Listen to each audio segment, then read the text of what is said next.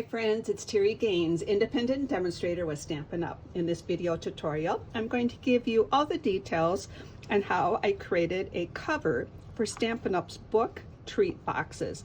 These boxes are available in Stampin' Up September through December mini catalog. You get 10 in a package, so you're going to get 10 of both pieces.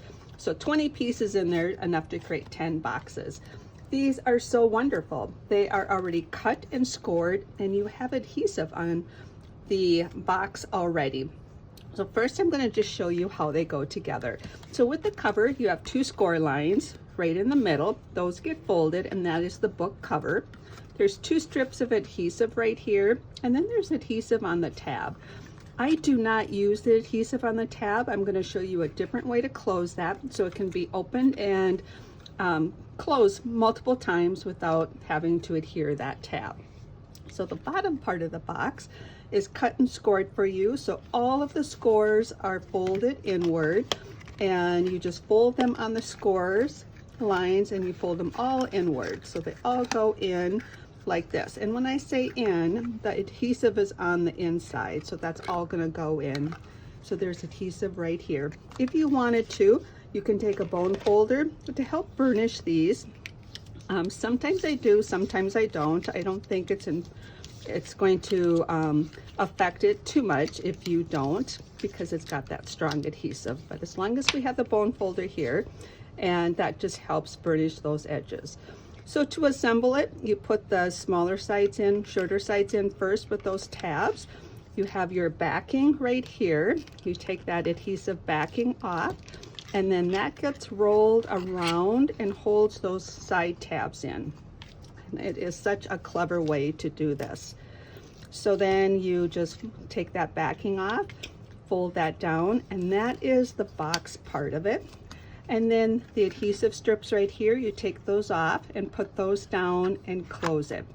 But I'm not going to do that until I put the lid on here, and then I want to adhere it to here because we just need to make room for the lid. So we want to do the lid first. So I do have measurements for the lid. It is actually two pieces. You have a piece of cardstock that is 5 5/8 by 4 7/8. And then you have a window sheet that is 3 1/2 by 2 3/4. So to score this, I'm going to bring in my Simply scoring tool. You can use your paper trimmer with a scoring blade. And instead of giving you measurements on this side and this side, I'm going to just call out measurements that you score it at 1 inch on all sides. So I'm just going to rotate this and score it at 1 inch on all sides, and that's going to get the scoring for the lid. Now, the first thing I probably would do before I go any further is cut the window out. I like to use the nested essential dies, and I use the largest of the rectangle dies, and it fits really well. So I would center it between my score lines right in the center, and then I'm going to use this inside portion that gets cut out for the latch on the cover. So I'm going to take this second one shorter. I'm going to use my Post-it notes, hold those down, cut that all out at the very same time. And then what I will get is this piece, and let me show you here. You're going to get, this is going to cut out the window, the large one, and then the next one's going to cut out the top for the top of my box. So this is what I'm going to put on the top of the box. So that is cut out. I also did some prep work ahead of time. I cut this one out with the basic white cardstock, and then I stamped a Merry Christmas on there with the real red ink. So I did a little bit of prep work here. So as I mentioned, you want to score and then cut your window out. And then I just created that at the very same time. So we are done with this. I'll move these out of the way here.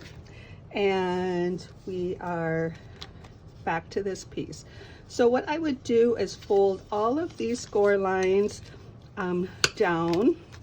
So I'm going to take my bone folder and just crease all of these to go down.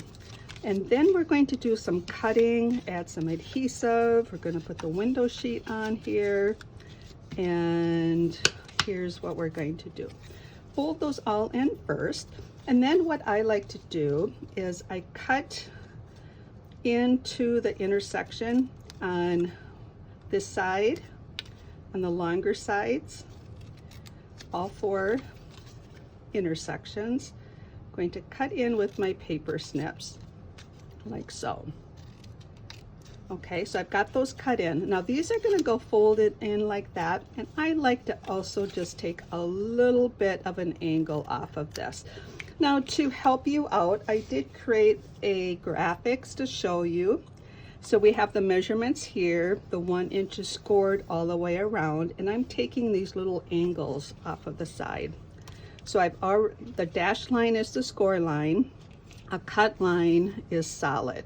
So I'm cutting in, and then I'm taking just a little bit of angle off. You don't want to take very much, just a small, it's probably a 1/16 of an inch, and just enough so you don't get any bulk when you try to get that folded underneath there. And you can see I'm even pulling that off.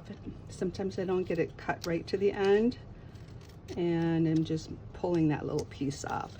So I have one more side to do, so I do all of that. Now I like to use tear and tape to adhere boxes together. I was told a long time ago, when you change the shape of your cardstock, it's always going to want to go back to its natural state. So you need a strong adhesive because we want it to stay in the box form. So what I'm going to do is take my tear and tape, and I have on this graphics, I have a visual to show you where I'm putting the tear and tape. So right here on these, if we have it like this, it's going down. I have tear and tape and all of these little tabs. Now with tear and tape, you can tear it or cut it. I'm going to use my paper snips and cut it. Majority of the time I tear it, but the reason I'm going to cut it this time is I don't want to go to the edge.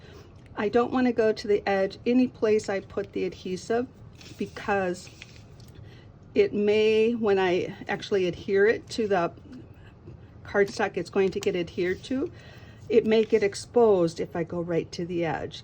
So I'm going to have it just back a little bit. So let me bring it up to the camera as soon as I get this 4th one down. So on each one of these tabs that are cut, I'm putting adhesive, and I'm not putting it right to the edge. And now what I'm going to do is these little 4 spots here are on the back side. So I'm going to flip that over, and they're in a light gray to represent they're the back side. And here's where it's probably more important that I don't go right to the edge, because I've cut the angles off here. And if I come right to the edge, it's going to potentially have exposed adhesive. And what that means is if you get too much exposed adhesive, you put your lid on your box and it's going to stick on there because that adhesive is bonding to the box. So a lot of details there. Overthinking this maybe, but it's one thing that I always try to do is not go to the edge with my tear and tape. Just keep it in the middle. It's a strong adhesive and it's going to adhere really well. Okay, so we've got the adhesive on here, and you can envision now if we were to bring these tabs in, this adhesive is going to adhere here, and this adhesive is going to adhere that on all 4 sides. But before we do that, I'm going to put the window in. I'm going to bring my silicone craft mat, and I have my window sheet cut already. These are in 12 by 12 sections, and let's get all set up here. How I'm going to adhere this is with my multi-purpose liquid glue. Now this is you do not want a lot. How I've been doing this is just taking a little dot and putting in the corner, and then even a smaller dot along the edge here, a little bit bigger dot in each corner, but just a little dab of glue because you don't need a lot. As soon as this window sheet bonds to it, it's going to flatten and spread out, and we don't want too much adhesive. So I am just putting a little dot here and there, like so. Now what I'm going to do is place this window sheet in here, and it is like static, so it picks up all the paper lint on my desk. And now you can see I placed that down, and I'm going to push that down. You can see probably in the camera how that glue dot spreads out. Now I have made a couple others of these, and what I did find out is if I got glue dots or glue on the inside there, what I did was I flipped it over. I took a Q-tip, and I just took a Q-tip and got that off while it was still wet. Oops, I moved that. You got to be careful. So now what we want to do is you need this to have time to dry. So you want to push it down a little bit so you can see that it spreads out. Hopefully you can see that on the camera. And now we can see that glue is still wet. I would give it time to dry before you go any further. So what I did is I did this ahead of time, and I have another one that's already done that's dry. I'm going to just set that off to the side so it can dry. Set it on the shelf there and let that dry. So this one's already dry, so we're ready to continue with the next step. So as I mentioned, when these come together, adhesive is going to bond here, and this one's going to bond here, and that's going to be perfect. So let me grab my take your pick tool. If you have trouble getting the backings off of your tear and tape, friction and pressure work. So push down on it and press it back and forth, and that friction and pressure is going to help get that to release. And I find the take your pick tool helps me get that off. So I'm going to get it off of all of that, and then I'm going to take it off of all of these. So I'm going to go ahead and just take it off all of these at the same time. If you wanted to, you can work with one corner at a time. I'm just going to get them all off, and then I'm going to form my corners. So I'm going to form the corners, bring those up like so, and that's going to create the box lid. So now we have a lid for this box. I would make my lid before I attach the box to the book cover. Now, I made the lid that it's really loose. I will tell you that I did modify the measurements so it was tighter, but it was so hard to get off the box when it's on here. Looser fit I thought was much better. So now what I would do is take my adhesive backing that's already on this box. Once you take the backing off, you can see the lines there. I would form the box like this, set my box in just like this, equal spacing on top and bottom. So I would look at that. And then I would make sure when I say that it's equal spacing here and here, I would look for that. Then I would just bring this up like this. And then that's got it bonded there, and I put pressure here to get that to attach. So you have this is from the Stampin' Up box, and this is the lid I just gave you measurements for. And as I mentioned, this has adhesive you could take off, and then you could seal it, but then to open it, you tear it, and they can't reseal it. I created this image so we could reseal that.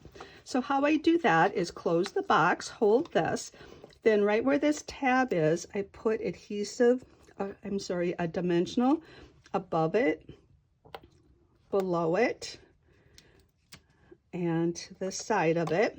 And then I'm going to take this piece here, it's going to go over here. So I'm just putting a dimensional right here. Now, when I use all of these up, these edges are still good. I'm going to just trim that and use that. So just so you can see what I'm doing is I'm not putting the dimensional on that tab. So I have those three that will take care of this side. I put one in each of these corners. So now when I attach this, it's going to allow that little tab to tuck underneath and close the book box, and then you can open it up. So make sure I got all of that off. So now what I can do is just center this, and this is going to go right underneath and close the box. And I have a little penguin. I made this one super simple. I'm going to show you a couple more. And that penguin is from the Snow Globe Snowy Scenes Designer Series paper. I just trimmed that up, but you can decorate that however you would like. So that's how I latch that. So I'll open, and here's the little box. So I do have some samples to share with you, and I do have a PDF that you can download for this measurements, and it has the supplies I used, just what I showed you today, measurements and graphics, and a link to this video so you can rewatch the video. Now this sample that I have here, first of all, I'm going to tell you the Merry Christmas is from the Humble Home stamp set. I just wanted a little sentiment there. So that is from that stamp set. This one is from some product in the mini catalog. At the day that I'm recording this video, this product, I believe, went on Stampin' Up's last chance list, which means once they sell out of this, they will no longer have this. These are amazing. They're printed and die cut. There's 2 of each of these 4 sheets. Each of these 4 sheets are 5 by 7. And you have all these great elements. And the snowman is what I used for the outside. I did use this die right here for the label. And for this label here, I just have the snowman covering up that circle. Inside, I have the winter wishes and the Christmas label dies for the inside. I believe this is on the last chance also. I'll have a link to that on the text portion of this video and in my blog post. If you've noticed that I did texturize this folder. So it's texturized with the Forever Plaid embossing folder, which is a larger embossing folder. If you want to do this, you would do this before you do the assembly, which I know all of you knew that ahead of time, but I'm just going to give you a tip. You have to be careful because sometimes it's going to crack the paper. And so I just place it in here and run that through. You do have to be careful because it could crack the paper. I did also use the wood, this is called the birch wood. This one worked out really nice. It didn't tend to crack it at all. But I do want to share with you that this folder does crack your cover. I did have a sample. I don't know if I brought it over to my video station. I may not have. But I do have a sample that it totally cracks the cardstock. So do not use that one, but do be careful. So this one is really cute. It's got the reindeer dies. These are also on the last chance, which means once Stampin' Up sells these out, they're no longer available. I use these dies here to create the reindeer and to put the wreath. I colored the rhinestones with a red marker, and inside I have, I printed this on my computer. It's sour cherry balls and the chocolate whoppers to create some reindeer noses. So just a fun way to give somebody a cute little gift, and then that closes underneath. And for this one, I use some of the new online exclusive products. And if you've not seen these products, this paper is absolutely beautiful. It's 12 by 12 in size. It's double-sided, so you get a specialty with gold foil on one side, a great background on the other side, and they coordinate with several of Stampin' Up's exclusive colors, from Real Red to Flirty Flamingo, Melon Mambo. I'm forgetting some of the other colors in there, but it is absolutely beautiful. So what I did was I used the paper for some of the heart shapes, and the dies are from a bundle that coordinates with that. Let me bring that over, and hopefully this is helpful so you can kind of see a visual. I use the sentiment on the inside. I use the stylish shaped banners, put chocolate kisses in this one, and then I have one of these little labels underneath, and then I just attach these hearts. So some of the hearts are from that paper, gold foil. I also have these cute adhesive back heart sequence scattered on here, and the dies are, I love these dies. You get 10 dies, different shapes for your different hearts, and then 3 of the images will cut out some of the images on the stamp set. So I just wanted to show you some of this product, and as I mentioned, this was new online exclusives that became available November 5th. I do have a flyer with the other products that became available at that same time, and you can download this flyer or see all this product on the online store. So I hope you liked this video and you like this little lid that you can create to put goodies in Stampin' Up's book treat boxes. If you have any questions, please reach out to me. Take care and happy creating.